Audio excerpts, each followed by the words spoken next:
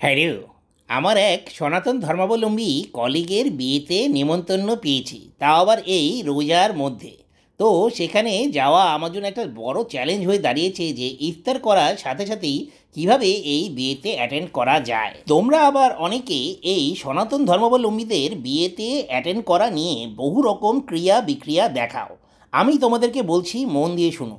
আমাদের নবীজি মহানবী হজরত মোহাম্মদ সাল্লাহ আলাইসাল্লাম উনিও বিধর্মীদের দাওয়াত কবুল করতেন, সেখানে অ্যাটেন্ড করতেন। ওখানে খাওয়া দাওয়ার কিছু বিধিনিষেধ আছে। হ্যাঁ, তুমিও যেমন বিধর্মী কাউকে যদি দাওয়াত দাও, হিন্দু কাউকে যদি দাওয়াত দাও, নিশ্চয়ই তার প্লেটের মধ্যে তুমি গরুর মাংস তুলে দিবে না, তাই না? এটা তো একটা নর্মাল কার্টেসির ব্যাপার।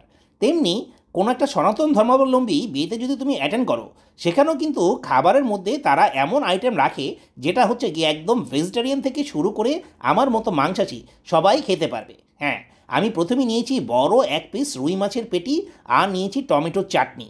আর সামনে যে দেখছো এটা হচ্ছে গিয়ে ডালের মুড়িঘণ্ট। যে মাছ ওরা হচ্ছে সার্ভ করেছে, হ্যাঁ, এই হিন্দু বাড়িতে বা হিন্দু বিয়েতে কিন্তু মাছটা ওরা দেওয়ার চেষ্টা করে, বা যে কোনো অনুষ্ঠানেই মাছটা রাখার চেষ্টা করে। আর এই দেখো, এই হচ্ছে মুরগির রোস্ট। আর এই যে ভদ্রলোক মুরগির রোস্ট নিয়ে আসছেন, কোনো অ্যাঙ্গেল থেকে কি ওনাকে তোমার সনাতনী ধর্মাবলম্বী মনে হচ্ছে? না, এরা হচ্ছে ক্যাটারিং সার্ভিসের মানুষজন, এবং বাংলাদেশের অধিকাংশ ক্যাটারিংয়ে মুসলমান মানুষ দিয়ে হচ্ছে পরিচালিত।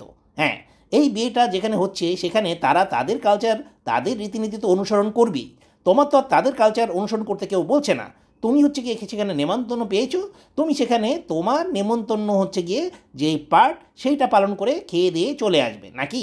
হ্যাঁ, এখানের মধ্যে তোমার যদি মনে হয় যে এখানে এই জবাই করা নিয়ে কোনো একটা ঝামেলা আছে, ঠিক আছে, তুমি মাংস অ্যাভয়েড করতে পারো। কিন্তু বিধর্মীদের বাসায় যে খাওয়া যাবে না, তাদের বিয়েতে অ্যাটেন্ড করা যাবে না, এই ধরনের কমেন্ট তোমরা কেন করো, এই জিনিসটা আমি বুঝি না। হ্যাঁ, জ্ঞানের স্বল্পতা থাকতেই পারে, কিন্তু এই কথাটা মনে রাখতে হবে, অল্প বিদ্যা কিন্তু ভয়ঙ্কর। আমি তোমাদেরকে প্রত্যেকটা আইটেম দেখিয়ে দিচ্ছি। হ্যাঁ, আমাকে আবারও তারা মাছ নিয়ে এসেছে, দেখতেই পেয়েছো। তারা আমাকে আতিথেয়তার কোনো কমতি দেখায়নি। আমি এটা খাবো না ওটা খাবো না করার সাথে সাথেই তারা কিন্তু একদম সব, যে মাছ আমি খেয়েছি সেটা কিন্তু বারবার নিয়ে আসছে, বারবার আমাকে সার্ভ করতে চাচ্ছে।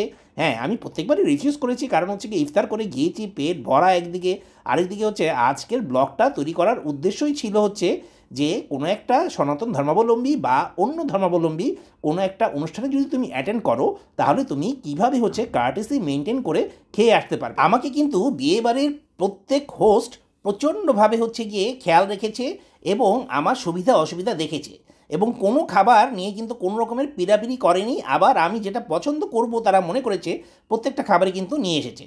আর সবশেষে এই যে যারা সার্ভ করেছে, এদেরও তো নাম টাম শুনুন, সবাই মুসলমান। সব শেষে পান, প্রাণ ভৈরা খান।